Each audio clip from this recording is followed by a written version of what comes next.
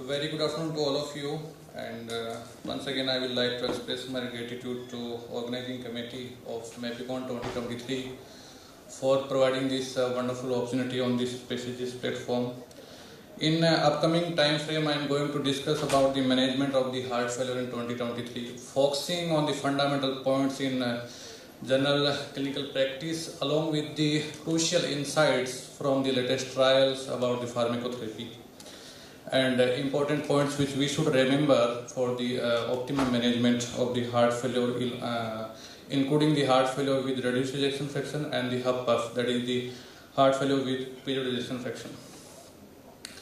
So, is there any universal definition of the heart failure? Answer is definitely yes. We are having the universal definition. Why it's important? Because many trials which are providing the robust data about the management of the heart failure have used this definition. So it is very substantial and established definition which we should incorporate in clinical practice in OPD, emergency and IPD. So it's defined clinically heart failure as presence of the two major factors, two major criteria, or one major criteria along with the two minor criteria, and at least elevation of the natriuretic peptide along or and elevated of the feeling pressure and the objective evidence of the cardiogenic pulmonary and systemic congestion. So what are the major criteria? These are orthopnea, elevated jugular venous pressure, hepatojugular reflux, bilateral crepitation, presence of the S3, that is gallop rhythm, which we don't evaluate nowadays, acute pulmonary edema and cardiomegaly. And minor criteria are dyspnea on aggression, nocturnal cough, ankle edema, tachycardia with heart rate more than 120, hepatomegaly and pleuroeffusion. These criteria was asked by my examiner during my DM exit exam, and there was a long viva only on these criteria. So coming to the classification of the heart failure. Heart failure is classified by all the guidelines, whether it is Canadian, European Society of Cardiology or ACC guidelines. They have classified heart failure on the basis of the ejection fraction. Why it is important? Why this classification is important? Because different pharmacotherapy are having different impact across the spectrum of the ejection fraction. So if the patient is having EF less than 40%, it is labeled as heart failure with reduced ejection fraction. If the EF is between 41 to 49, it is labeled as heart failure with mildly reduced ejection fraction, and if the patient is having EF more than 50%, it is labeled as HUF-PUF in short, that is heart failure with preserved ejection fraction. But kindly remember, this is not a static phenomenon, it is a dynamic process. Patient who is having HUF-REF, that is the heart failure with reduced ejection fraction, may fall in the another category over the time frame. Like if there is improvement of the ejection fraction, he should be labeled at the heart failure with the improved, that is IM, improved ejection fraction. Why it is important?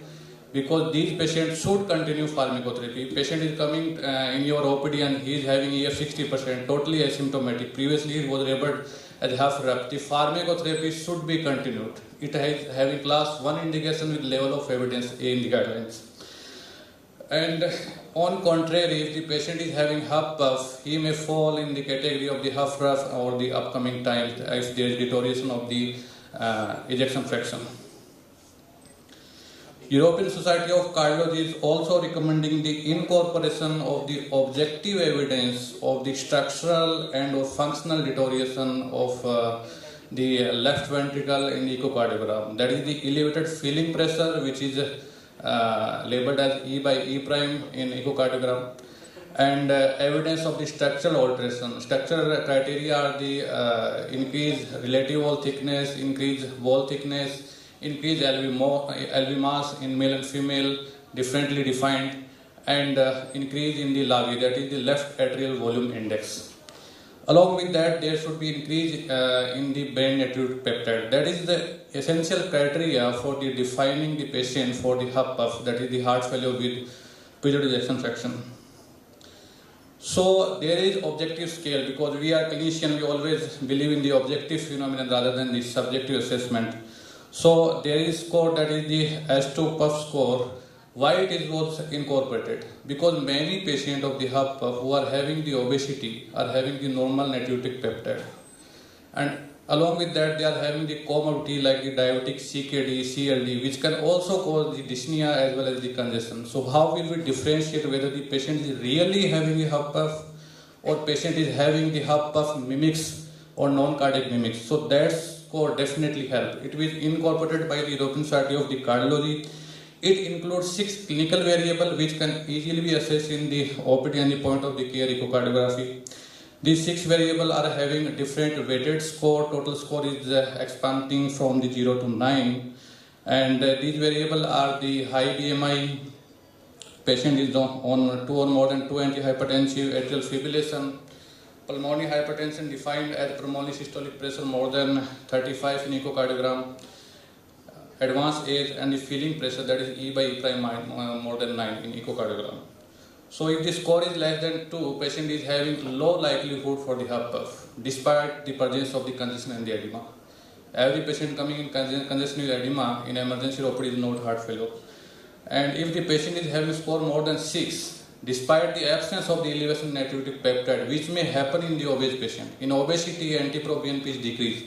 You should always remember. And most of the huff puff patients are having the phenotype of the obesity along with the diabetic and metabolic syndrome. So if the score is more than 6, the patient is having highly likelihood for the huff puff. So this is the importance of this objective scale.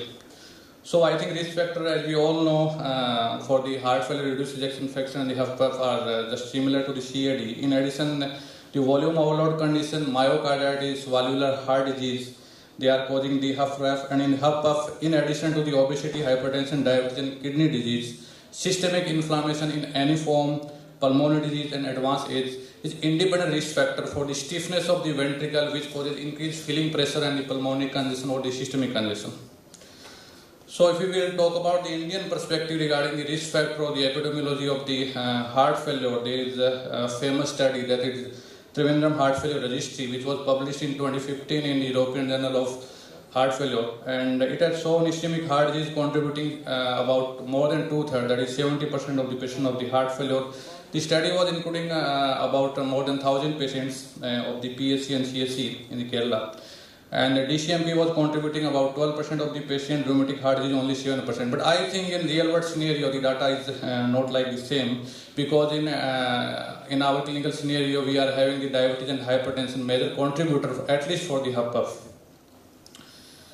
So how we will stage the heart failure? We are staging into 4 stages, and there is new nomenclature for the stage A and B according to American College of Cardiology. That is the at risk for the heart failure. They are directly labeling a diabetic patient that he is at risk of the heart failure, only to address us to be aggressive for the medication, for the lifestyle modification, for the risk factor modification. So they are directly labeling stage A, and then stage B they are labeling as a pre-heart failure. So it should be remembered, they are directly labeling it pre-heart failure. So what is stage A? Any patient who are having a risk factor of the heart failure, for example, hypertension, uncontrolled diabetes, patient is having coronary artery disease without normal, with normal LV function, without any structural deterioration in the echocardiogram. So all of these patients are stage A. Any patient coming in your OPD with hypertension, he is having stage A of the heart failure. Stage B, if the patient develops structural alteration in the LV. What are the structural alteration? It's not always the decrease in the EF.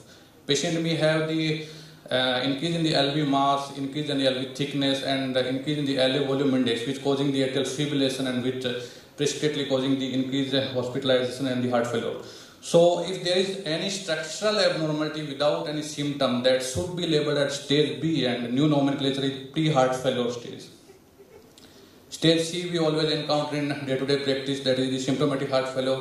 And stage D is advanced heart failure. If the stage C patient is not responding to GDMT and he is frequently hospitalized over the last months, and he is having persisting or worsening of the symptom, then it should be labeled as stage D heart failure, and it should be referred for heart failure specialist for the additional device therapy and the newer advance in pharmacotherapy and the proper evaluation of the etiology. That is very important. This is very interesting trial, that is STOP-HF trial. Patient coming in the OPD of the risk for the heart failure, that is patient is having risk factor, they have measured the BNP level. If the patient is having elevated BNP level, then they advise them to come frequently in the OPD to aggressively modify the risk factor lifestyle modification And what they have found by this strategy, they have reduced the incidence of the heart failure in comparison to usual care that we do in the day-to-day practice. So that's the important to targeting the population in stage A and B. So stage C heart failure is also not a static phenomenon, it's a dynamic process. Patient may have improvement of the symptom. Now we see in the advancement of the pharmacotherapy as well as device therapy. So if the patient is having complete resolution of the symptom and there is normalization of the EF, patient may be labeled as the reverse remodeling process. And there may be the worsening of the symptom for which we should refer the patient in the heart failure specialist clinic. In upcoming few slides, I will focus on the general practice tips which are very fundamental for the etiopathogenesis and which should identify the patient which we can progress for the stage C or D, and also we can reverse the process of the heart failure. So any patient who is coming in your OPD with the heart failure, we should always search out for the advancement of the stage, because we should focus, we should aggressive the therapy, and we should be very cautious for the frequent OPD visit for the up titration of the GDP and the optimal GDP. We should do the 3-generation family history for the patient of the specifically non-ischemic cardiomyopathy, that is dilated cardiomyopathy. Because genetic variants have been implicated in 25 to 40% of the patient who are having the family history, and interestingly, it is also present in 10 to 30% of the patient without recognized family history. Specific cause of the heart failure should be evaluated by additional laboratory investigation where the patient is in OPD or IPD. And besides the CBC, RFT, electrolytes, LFT, we should also do the iron studies and the thyroid function test in all these patients, because they may provide you clue about the specific etiology. Why this is important? Because all of this etiology of the heart failure can be totally reversed with the disease specific therapy, which we definitely we will not use in the patient normally in the heart failure. So it is important to identify all these diseases. We are having the light chain assay for the amyloid heart disease. We are having the iron profile for the hemochromatosis. We are having the diagnostic MRI for the sarcoidosis. So cardiac MRI is having a very crucial role not only for the diagnosis of the specific disease phenotype but also for the prognosis and the risk stratification, specifically in the HCM, hypertrophic cardiomyopathy patient.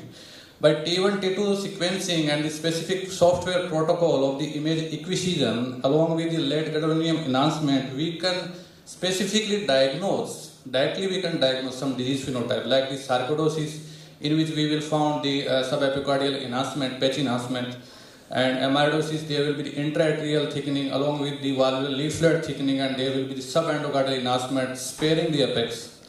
And it will also helpful to diagnose the myocarditis as we have done in the COVID era. So are we having the focus strategy for the stage A and B? Yes, definitely. We are having very limited but definitely therapy for the stage A and B to halt the progression for the stage C and D. We are having the SGLT2 inhibitor, which is now having the labeling of class 1 indication with level of evidence A for the prevention of the incidence of the heart failure, specifically in diabetic patients. Optimum control of the BP, proper exercise, salt restriction should be done in the stage A. And in stage B, that is the patient who are having structural alteration of the LV in echocardiogram without any symptom. That is the asymptomatic stage. We can incorporate RAS inhibitor. ARNI is not approved right now for this, and I hope it will be approved in future. Beta blocker and definitely ICD. If the patient is having EF less than 30% without symptom, he or she is having indication of the ICD. And genetic counseling and testing should be done to identify the genetic variants, not only for the patient but also for the family members. It may be a matter of survival even. So we should do the early incorporation of the ICD in all these poorly prognosed patients. So this slide is giving overview, that is bird's eye view of the management of the stage C heart failure. There are 4 fundamental pillars of the management of the stage C heart failure, which are having class 1 indication after the robust data of the various pragmatic and the mega trials. And what are these 4 pillars? One is the RAS inhibitor in the form of the ARB or ACE inhibitor, and definitely the ARNI. Second is the beta blocker. Third one is the mineralocorticoid receptor antagonist, that is the eplerenone or the spironolactone, and fourth is the SGLT2 inhibitor. Diuretic is given not for the mortality reduction but for the morbidity reduction for decongestion as a class 1 indication, and that is approved as for the loop diuretics. If after incorporation of this therapy, patient is having persistent of the symptom, then he should be evaluated for the device therapy, that is the ICD and the CRT. And one drug is also approved with the class 1 indication, surprisingly, that is the hydrogen and dinitrate fixed dose combination in the stage C of the heart failure. If the patient is not responding or we are not able to incorporate all the GDMT, then we can start this. Although it was approved for the ethnicity of the African American, but we cardiologists have evaluated this in also our Indian population, and Asian are having very good response to all these drugs. There are also additional therapy which has been introduced in recent months for the stage C heart failure who are not responding to GDMT. And if patient still not responding, then we should refer the patient for the heart failure specialist for the evaluation of the mechanical circulation support and the cardiac transplant. So what are the additional therapy for stage C patient who are not responding to the classical fundamental pillars of the GDMT? These are the ivabradine, which is having class 2 indication, provided that patient should be in sinus rhythm with the heart rate of more than 70. And all other drugs, that is the vericiguat, digoxin and polyunsaturated fatty acid and potassium binders, which is recently incorporated, are having class 2B indication. In upcoming slide, I will discuss about the pharmacotherapy with the special insights from the recent trials. So loop diuretics are definitely having class 1 indication for the successful decongestion, because congestion is associated not only for with the morbidity but also for the mortality of the patients. So successful and complete decongestion is mandatory before discharge the patient of any patient who is admitted with the acutely decompensated heart failure. And if patient is not responding to the sole therapy of the loop diuretics, we can add thiazide or thiazide-like diuretics. So this is the question which is often asked by the physician, which is the more efficacious drug, whether it is furosemide or torsemide. Usually torsemide is having the community-based preference for the loop diuretics. But we are having now the trial, that is the Transform HF trial, recently published in JAMA in 2023. So it's not having any difference in terms of the all-cause mortality. But the interpretation of the trial should be carefully monitored, because many of the patients are having many of the patients are not having good adherence to the therapy. There were robust crossover of the patients, and data was not sufficient for the follow-up. This is the interesting trial, that is the adverse study, which was published in NAGM in 2022. They have added acetazolamide 500 mg once a day IV form along with the loop diuretics for the decongestion, and they have found in comparison to placebo there was successful and complete decongestion in shorter duration during hospitalization, and there was no increased incidence of the metabolic acidosis or the hypokalemia, which was expected. Contrary, there was no increased incidence of the metabolic side effect. In contrary, there is the chlorotic trial which is recently published in 2023 in European Heart Journal, in which they have added hydrochlorothiazide along with the loop diuretics. They have found definitely and obviously the successful decongestion, but along with that, there was also increased incidence of the metabolic side effect in the form of the hypokalemia and rise in serum creatinine. So this is very important slide and also the interesting, because as the patient is admitted with the edema and dyspnea, BP is okay, 90 or 100, heart rate is high, we usually discontinue GDMT. GDMT should not be discontinued until unless patient is having the hemodynamic compromise. And if there may be rise of the serum creatinine or altered renal function with the incorporation of the GDMT, there should not be worry about that. We should continue this, and we should start it as soon as possible, as evidenced by the trial. Few words about specific pharmacotherapy. Mineralocorticoid receptor antagonist should be used in a patient of the eGFR more than 30 with the potassium less than 5. And ARB and ACE inhibitor should be replaced with the ARNI. It's having class 1 indication, and it can be started de novo. De novo means if any patient coming to the OPD or IPD with the heart failure, we can directly start ARNI without background therapy of the RAS inhibitor. And they should be started as soon as possible as per result of the transition and pioneer HF trial. But the Paradise MI trial is giving conflicting results because they have evaluated the superiority of the ARNI in comparison to Ramipril, that is ACE inhibitor, in the post-MI patient, immediately post-MI phase. So it was the good trial with good population, with appropriate population, and the target was also achieved in sufficient number, but still the results were contrary. That is, it was not superior than Ramipril. But Roxana Meharan did very interesting post-hoc analysis. She found there was reduction in the coronary events by 14%.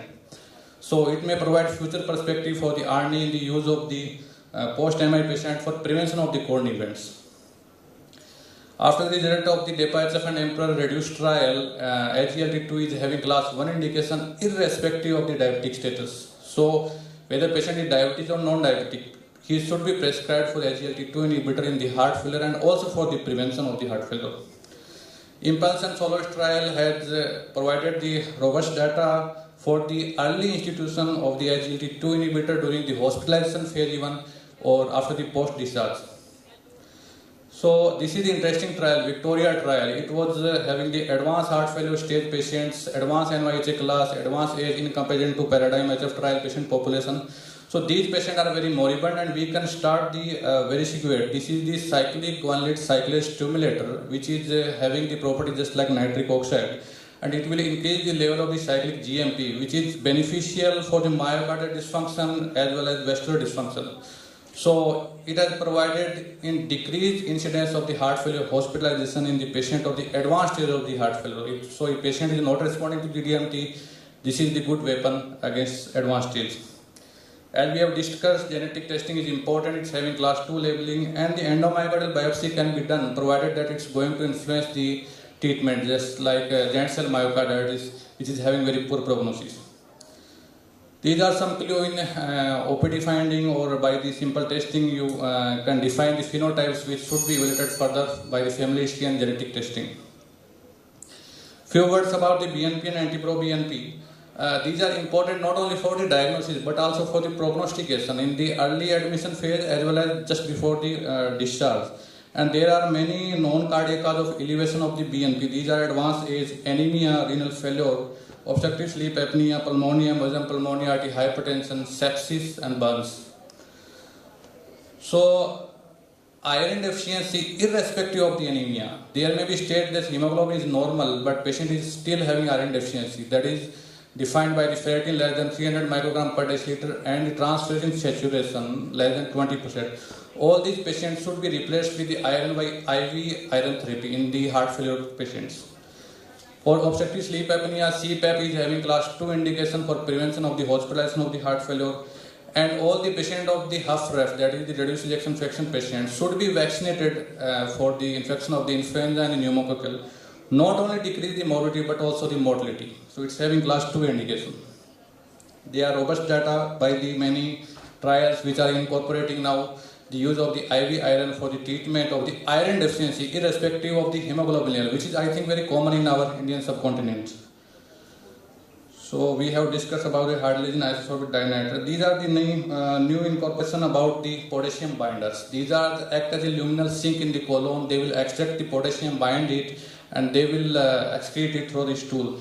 So what is the importance of this? When we are incorporating RAS inhibitor or MRA, there will be rise in the serum creatinine along with the potassium, and we will stop it, and patient will be deviated from the beneficial effect of the fundamental pillars. So it will definitely going to help us.